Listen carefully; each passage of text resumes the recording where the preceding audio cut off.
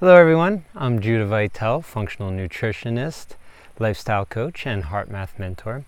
And this is the turning point in the series on adrenals and cortisol that I've been doing for you. Up until this point, what I've done is walked you through Adrenal Physiology 101, so basic understanding of the adrenal glands, the types and signs and symptoms of cortisol rhythm disruptions, the ABCs of adrenal imbalance, so the various things that lead to imbalances in our adrenal function, and then finally the ramifications in your physiology of chronic stress and long-term elevated cortisol. And now what we're going to do today is we're going to turn the corner and provide solutions. So in this video, what I want to discuss with you is the lifestyle modifications that you can make to begin to bring healing into your adrenal glands, to begin to bring your cortisol back into a healthy rhythm. And what I'm going to talk to you about today, pretty much anyone with any type of adrenal issues can do. So this is kind of broad spectrum. So whether you have high cortisol, low cortisol, various cortisol rhythm disruptions, adrenal fatigue, whatever it is, all of the things I'm going to talk to you about in this video are applicable to you. Okay? So at the top of the list for bringing healing into the adrenals as far as lifestyle modifications are concerned is rhythm. As we talked about in the first video, the adrenals are responsible for secreting cortisol, and cortisol is a circadian rhythm hormone. It's a hormone that keeps us tied to our day-night cycles. As the sun begins to rise, our cortisol levels begin to elevate, and then they go down starting at about 9 o'clock. They start to go down the rest of the day. So it's because of cortisol that we all woke up today, so it's really what keeps us tied into our circadian rhythms. The reality is that as human beings, we are rhythmical beings on a rhythmical planet in a rhythmical cosmos. We're so rhythmical that at the genetic level, we have something called clock genes that are responsible for all the biological rhythms that exist within us. So rhythm is at the top of the list as far as healing our adrenals is concerned. And what that would look like is, say, going to bed at the same time every night. So having like a sleep pattern, going to bed at the same time at night, waking up at the same time in the morning. And as far as that's concerned, it's really important to try to get to sleep by about 10 o'clock, because from about 10 at night to 1 in the morning is when we get our most rejuvenative sleep. So really important to get to bed by at least 10. And so you can get that really good, healthy, rejuvenative sleep, because sleep is when we repair. Sleep is when we lay the physical body down, the senses shut down, we can clean up the debris from the day before, and the body can begin to repair itself.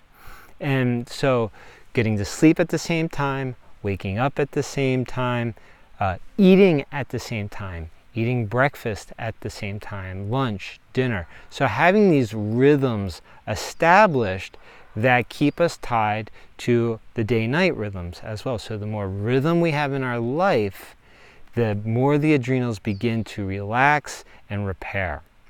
So rhythm, and then along with the rhythm, sleep.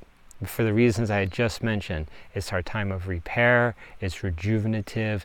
So we do not heal without adequate sleep.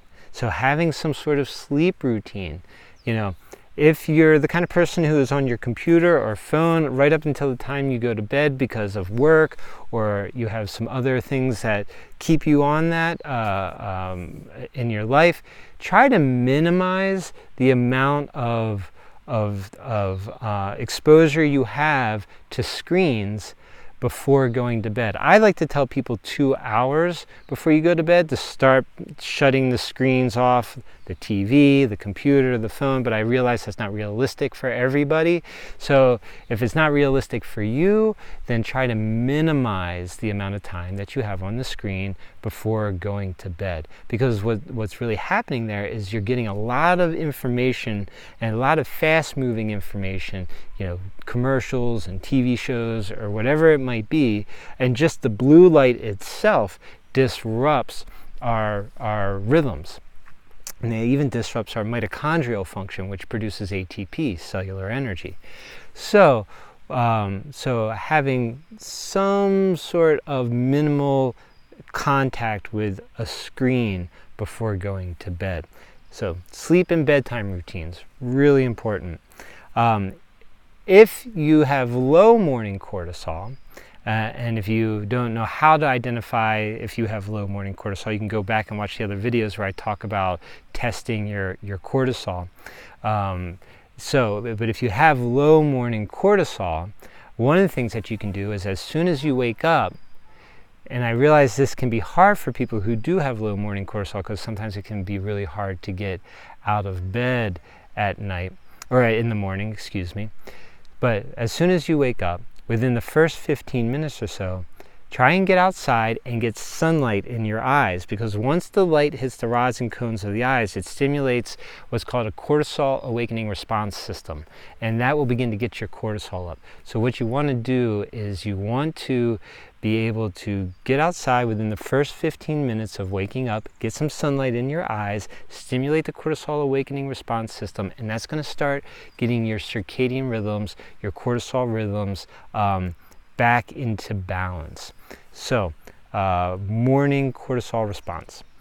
Eliminating or minimizing stress. As I've talked about in the previous videos, so much of this is created, the long-term the consequences of long-term elevated cortisol are caused by chronic stress, and that stress can be any number of things. It could be everything from trauma, childhood trauma, or any kind of trauma you've experienced as an adult, to job, finances, relationship, family, all sorts of things, right?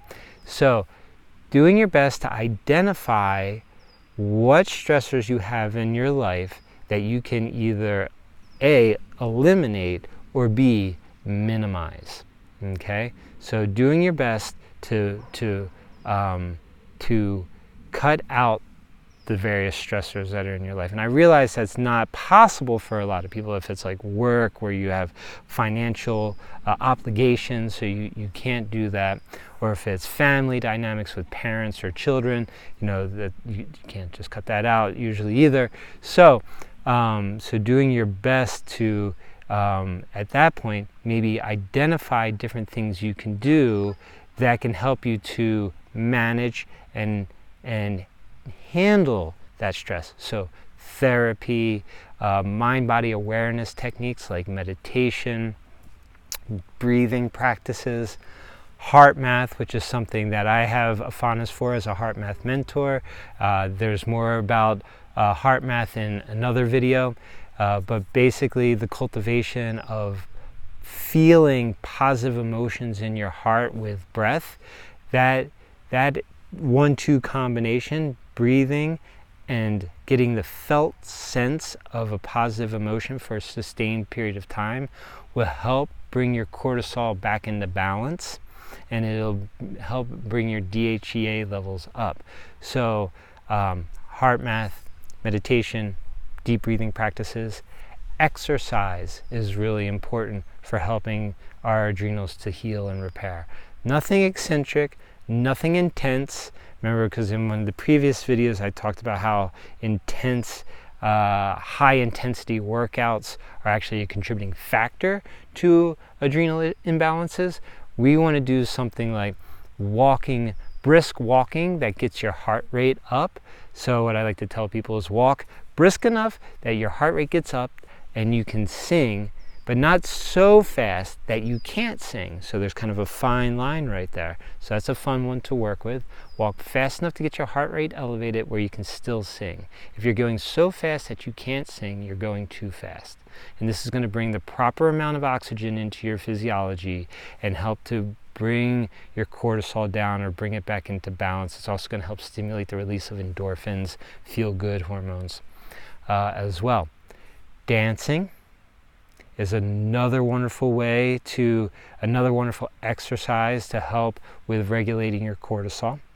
So brisk walking, dancing, movement practices like gentle yoga, Tai Chi, Qigong, these types of things are all shown to help lower cortisol. Another really important one is time in nature.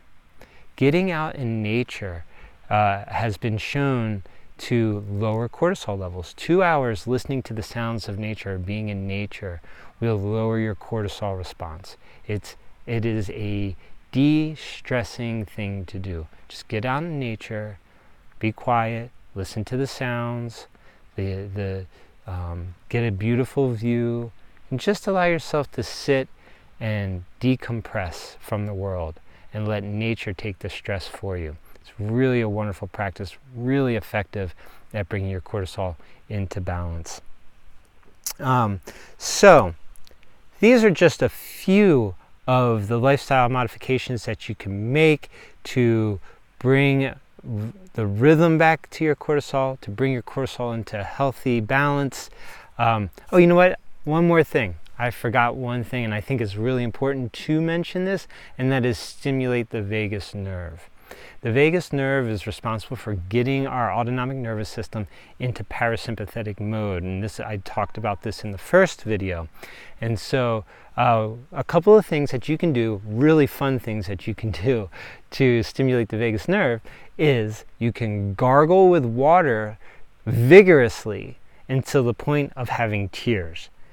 And so once you get to the point of tears while gargling, that is when your vagus nerve gets engaged and kicks in. So that increases vagal nerve tone. The other thing that you can do is gag yourself with a tongue depressor.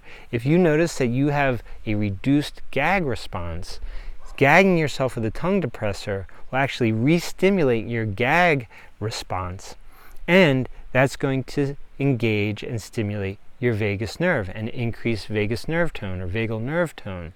And that's really important for a wide variety of reasons. One, just to get your adrenals and your nervous system or the nerve that's responsible for getting you into parasympathetic state.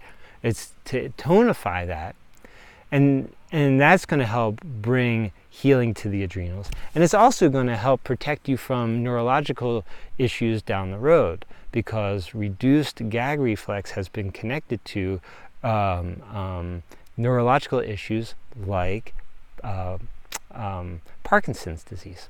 So, rhythm, sleep routines, getting to bed by 10, cortisol awakening response system in the morning, get the sunlight in your eyes first thing in the morning, minimizing stress, reducing screen time as much as possible before going to bed, mindfulness practices, meditation, deep breathing, heart math, exercise like dance, walking, yoga, Tai Chi, Qigong, and stimulating the vagus nerve. These are all lifestyle changes that anyone with any kind of adrenal imbalance or cortisol rhythm disruptions can incorporate into their life.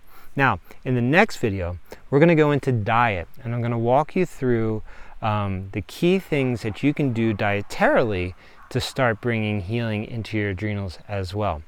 So, if you want to learn more about what I have to offer, how you can work with me, go to the link below, go to my website, judahvitale.com. If you have anything you'd like to comment on, if this stimulated anything for you, if you can really resonate with any of the information I've shared, or you have a story you'd like to share, or you have your own insights and tips you'd like to share, please do put it in a comment below. Love to have dialogue and conversation with you. I want to thank you for watching this video, and I hope that you have a nourishing day.